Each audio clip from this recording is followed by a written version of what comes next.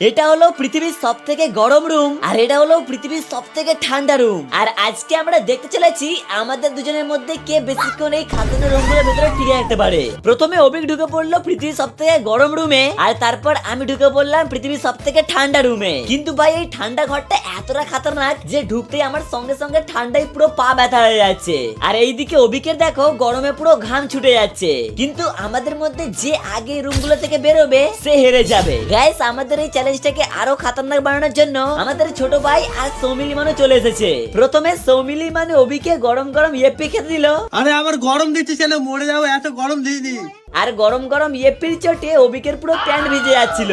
আর এইদিকে মস্তিতে আমার পুরো মন ভরে যাচ্ছিল। কিন্তু শালা কি জানি কে আমার হাসতে নজর লাগিয়ে দিল যে ছোট ভাই দেখো শরবতের মধ্যে বরফ দিয়ে আমাকে খেতে দিল। শরবতে বরফ? ভাই ভাই তোকে মারবি নাকি রে? মুখ দিয়ে খেতে যদি ঠান্ডা লাগে তাহলে পেছন দিয়ে খা। কিছুক্ষণ পর ছোট ভাই আমাকে ভাতের বদলে খেতে দিল বরফ। আর অন্যদিকে অভিককে হারানোর জন্য দিল নাকি গরম গরম দুধ। আরে এত গরম দুধ আবার কেন? খেতে তো হবে, না হলে হার মেনে নাও। এত কিছু করার পরেও আমরা হার মানছিলাম না, তাই ওরা শুরু করে দিল আলটিমেট পাগলামি করা। শালা সব থেকে প্রথমে দেখো ছোট ভাই আমার উপরে পুরো ঠান্ডা ঠান্ডা বরফ জল ঢেলে দিল। मैं पानी पानी हो गई। এরপর সৌমিলি মানে অভিককে হারানোর জন্য ওর উপরে যখনই গরম গরম জল ঢালতে এলো তখনই অভিক ভয়ের চোটে বেরিয়ে পড়লো। আরে ভাই চ্যালেঞ্জ চক্করে কি আমি মরবো?